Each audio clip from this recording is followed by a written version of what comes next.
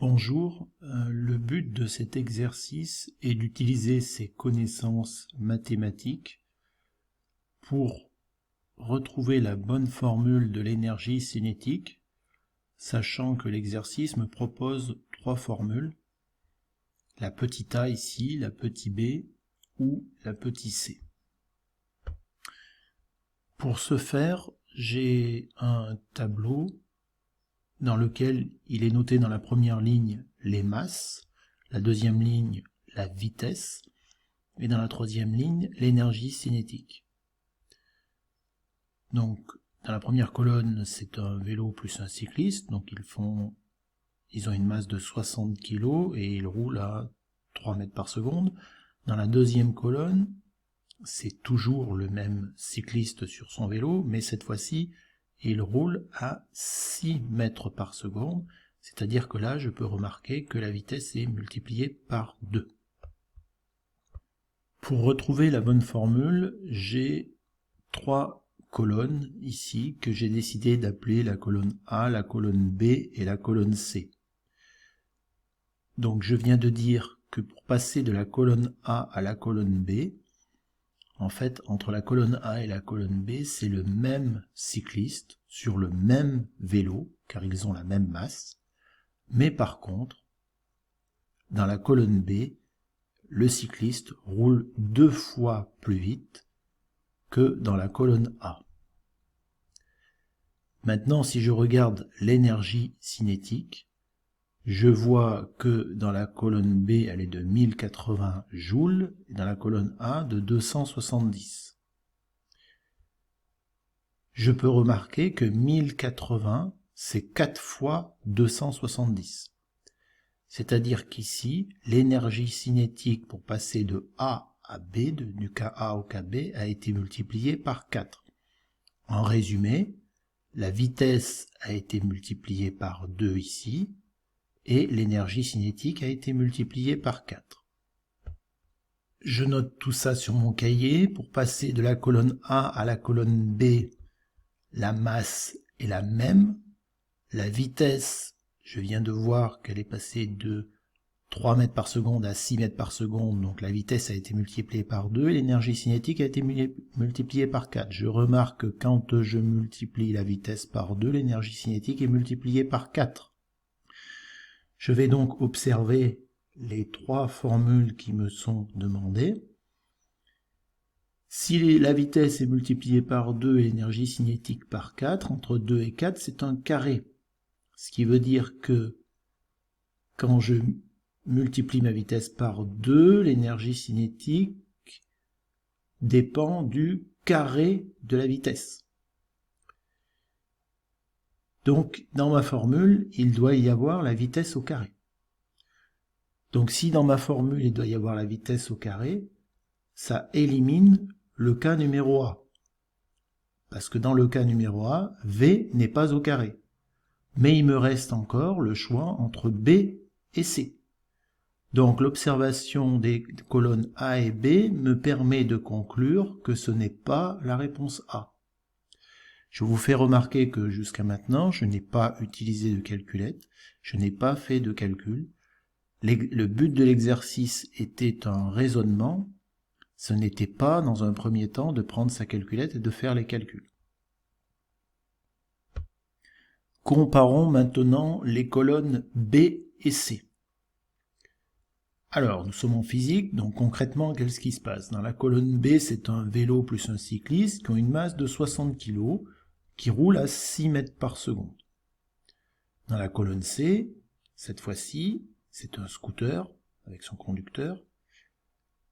Il roule à la même vitesse que le vélo, la vitesse est la même, 6 mètres par seconde. Par contre, ils pèsent, leur masse est 2 fois plus importante. À la place de 60 kg, j'ai 120 kg. Donc, en résumé, je pourrais écrire que pour passer de la colonne B à la colonne C, la masse est multipliée par 2 et la vitesse reste la même. Je vais noter ça dans mon cahier. Voilà, je schématise le passage de la colonne B à la colonne C. Donc, je viens de dire pour passer de B à C, La vitesse était la même, par contre la masse est multipliée par 2. La vitesse reste la même ici, la masse est multipliée par 2, et je remarque que l'énergie cinétique passe de 1080 à 2160.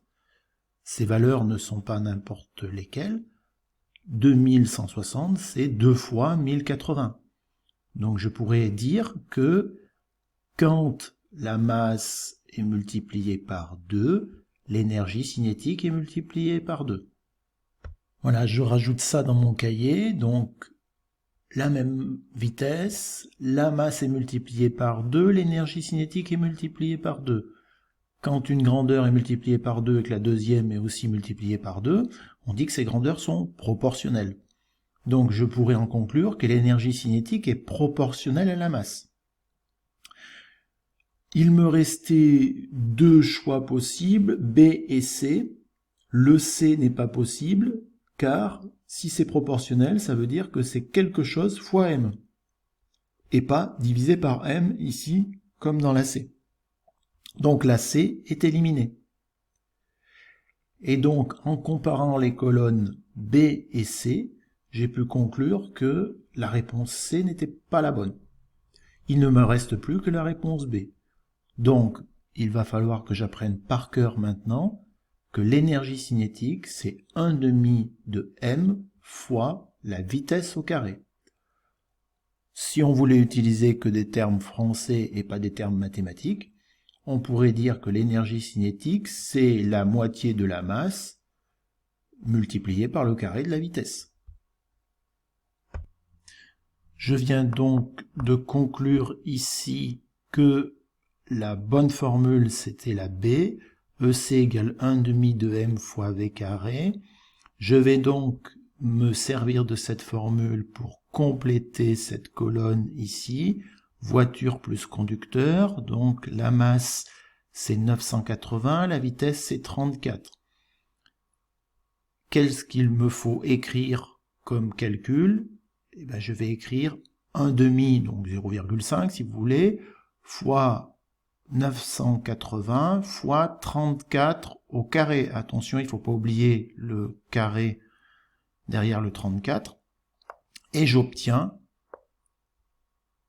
5,66 10 puissance 5 joules. Ici, l'unité de l'énergie cinétique. Je fais le même type de calcul pour un camion plus un conducteur. Évidemment, le camion, on voit ici qu'il a une masse beaucoup plus importante, mais il roule à une vitesse plus faible, 25 mètres par seconde. Je fais donc 1/2 fois 35 240 fois 25 au carré, et j'obtiens 1,1 fois 10 puissance 7 joules. Nous pouvons aller un petit peu plus loin en commentant la forme du résultat. Ici, j'ai marqué 5,66 10 puissance 5. J'ai en fait noté le résultat sous forme scientifique. Vous vous rappelez la forme scientifique, un seul chiffre devant la virgule, compris entre 1 et 9. Ici, pour le deuxième résultat, j'aurais pu noter 1,1 fois 10 puissance 7.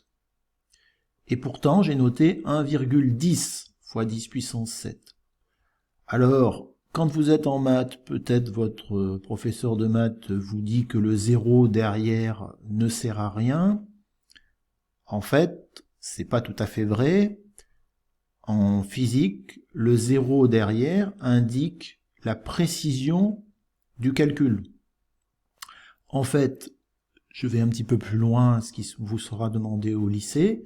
Ici, je dis que j'ai mis 3 chiffres significatifs. Quand j'ai écrit 1,10, j'ai 3 chiffres significatifs. Ça veut dire que je suis capable de calculer le 1, je suis capable de mesurer quelque chose qui est 10 fois plus petit, le deuxième 1 qui est ici, et je peux mesurer quelque chose qui est 100 fois plus petit. Je vais vous faire remarquer que très souvent, dans la vie de tous les jours, on va parler comme ça avec 3 chiffres significatifs. Je vous donne un exemple. Je vous demande votre taille. Vous allez peut-être me répondre 1,67. 1m67. Si vous me répondez naturellement 1m67, sans réfléchir, vous m'avez donné 3 chiffres significatifs. Le 1, le 6 et le 7. Vous êtes arrêté au 7. Vous m'avez pas donné un autre chiffre significatif.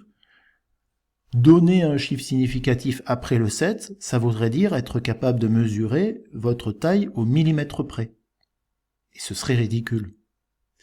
Donc vous voyez qu'instinctivement, dans la vie de tous les jours, on va souvent donner 3 chiffres significatifs parce qu'en fait, physiquement, on a souvent des appareils qui sont capables de mesurer une grandeur. Alors ici, par exemple, mesurer votre taille, le mètre. Ensuite, mesurer quelque chose qui est 10 fois plus petit, le décimètre, à 10 cm près, pas de problème. Quelque chose qui est 100 fois plus petit, à 1 cm près, mesurez votre taille, pas de problème. Ensuite, quelque chose qui est 1000 fois plus petit, ça devient presque ridicule. Mesurer votre taille au millimètre près, c'est, on peut dire, ridicule.